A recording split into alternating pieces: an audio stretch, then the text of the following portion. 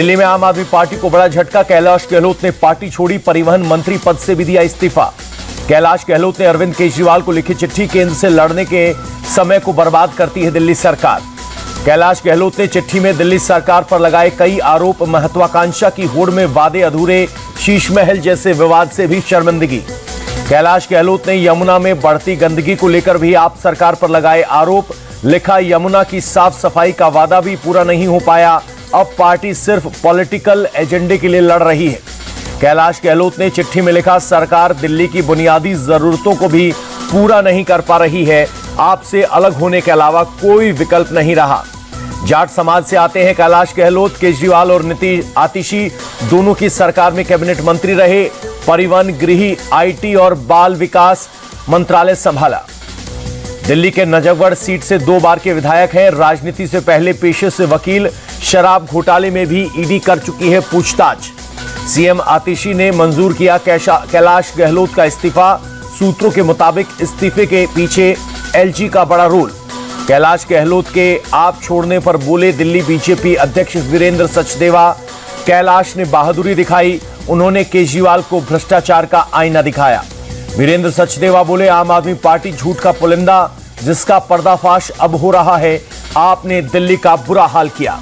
कैलाश गहलोत के इस्तीफे पर आम आदमी पार्टी का बयान, ये बीजेपी का गंदा षड्यंत्र, ईडी और सीबीआई के बल पर चुनाव जीतना चाहती है बीजेपी।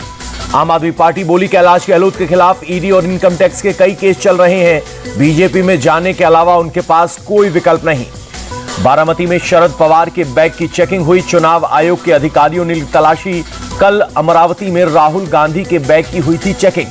गृह मंत्री अमित शाह ने नागपुर, वर्धा समेत 4 जगहों का दौरा रद्द किया, दिल्ली के लिए हुए रवाना, प्रशासकीय कार्यों का हवाला। इम्फाल में हिंसा के बाद सड़कों पर उतरी महिलाएं, 6 थानों से आसवा हटाने, लोगों की सुरक्षा को लेकर सरकार से की मांग। मणिपुर में शांति बहाल करने की कोशिशें जारी, गृह मंत्रालय ने सुरक्षा बलों को सभी जरूरी कार्रवाई करने के आदेश दिए हैं। नवनीत राणा ने खल्लार थाने में दर्ज कराई शिकायत। युवा स्वाभिमान पार्टी के प्रत्याशी रमेश बुंदेले के लिए प्रचार कर रही थी नवनीत। पीएम मोदी देर रात पहुंचे नाइजीरिया की राजधानी अबुजा। एयरपोर्ट पर पीएम मोदी का पारंपरिक तरीके से हुआ स्वागत। अबुजा एयरपोर्ट के बाहर पीएम मोदी के स्वागत में उमड़ा भारतीय समुदाय। पीएम मोदी ने लोगों के बीच जाकर की मुलाकात। पीएम मोदी ने गर्मजोशी से बच्चों को किया प्यार, लोगों के लिए लाई अपनी तस्वीर पर दिया ऑटोग्राफ। नाइजीरिया के बाद आज पीएम मोदी ब्राजील के लिए होंगे रवाना, G20 शिखर सम्मेलन में करेंगे शिरकत। पीएम मोदी से मिलने के लिए रियो द जेनेरियो में भारत समुदाय उत्साहित, पारंपरिक तरीके से हो रही है स्वागत की तैयारियां। नागपुर में तेलंगाना के सीएम रेवंत रेड्डी बोले, गुजरात से आए 2 लोग महाराष्ट्र पर कब्जा करने की कोशिश में।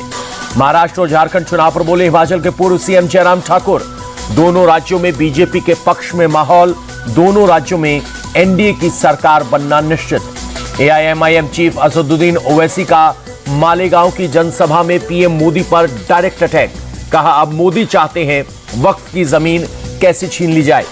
ओवैसी ने कहा पीएम मोदी अब शेख बन चुके हैं, लिमिटेशन का कानून वक्फ पर लागू कर रहे हैं। मोदी, शिंदे और अजित पवार वक्फ की संपत्ति खत्म करने की साजिश कर रहे हैं। बीजेपी के फायरब्रांड नेता माधवी लता ने मुंबई में ओवैसी को दिया करारा जवाब, कहा हैदराबाद में 80% वक्फ की जमीन एआईएमआईएम वालों ने हड़प ली। राहुल गांधी ने अमरावती में पीएम मोदी पर साधा निशाना, वो भी अमेरिकी राष्ट्रपति जो बाइडेन की तरह बातें भूलने लगे हैं। राहुल गांधी के बयान पर बोले बीजेपी के शहजाद पूनावाला, संवैधानिक पदों पर अपमान करना उनकी पहचान बन चुकी है, राहुल अब बाइडेन को भी नहीं बख्श रहे। बाला साहब ठाकरे की पुण्यतिथि आज, मुंबई के शिवाजी पार्क में शिव सैनिकों ने दी श्रद्धांजलि।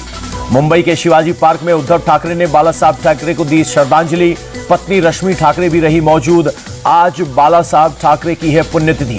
शिवसेना संस्थापक बाला साहब ठाकरे की पुण्यतिथि पर बोले संजय राउत, कहा बाला साहब हमें केवल शारीरिक रूप से छोड़कर गए हैं, उनके विचार अभी भी हमारे साथ हैं, हम उनके विचारों के आधार पर चुनाव मैदान में हैं।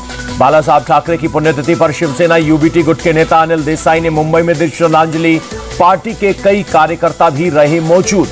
रांची में मल्लिकार्जुन खड़गे ने पीएम मोदी पर साधा निशाना, पूछा पीएम मोदी छोटे राज्य के चुनाव में इतना घूमते हैं, क्या आप जिला पंचायत के चुनाव में भी घूमेंगे? मल्लिकार्जुन खड़गे ने पीएम मोदी को दी नसीहत। कहा पीएम अपनी जगह गवर्नेंस करें, देश के बारे में सोचें, लेकिन वो सिर्फ 24 घंटे घूमते रहते हैं। झारखंड और महाराष्ट्र विधानसभा चुनाव को लेकर चुनाव आयोग के नोटिस पर बोले मल्लिकार्जुन खड़गे। कहा नोटिस का स्वागत है, 18 तारीख को जवाब देना है, दे दिया जाएगा। झारखंड चुनाव पर बोले बीजेपी सांसद निशिकांत दुबे। बीजेपी के पास दुनिया का सबसे लोकप्रिय नेता प्रधानमंत्री नरेंद्र मोदी है। 2/3 बहुमत से झारखंड में बीजेपी सरकार बनाएगी। यूपी के डिप्टी सीएम केशव प्रसाद मौर्य ने किया सीएम योगी के बटोगे तो कटोगे नारे से किनारा। कहा अगर कोई सवाल है तो मुख्यमंत्री जी से करना चाहिए। केशव प्रसाद मौर्य ने बटेंगे तो कटेंगे के सवाल पर कहा क्या आपस में लड़वाना चाहते हो? हम सब लोग मिलकर प्रदेश के लिए काम करते हैं। अखिलेश यादव के बयान पर बोले deputy CM Keshav Prasad Maurya. CM योगी एक संत हैं, उनका अपमान बर्दाश्त नहीं। दिल्ली प्रदेश कांग्रेस कमेटी के अध्यक्ष देवेंद्र यादव की न्याय यात्रा में हुए शामिल। दिल्ली की घोंडा विधानसभा में आयोजित हुई न्याय यात्रा।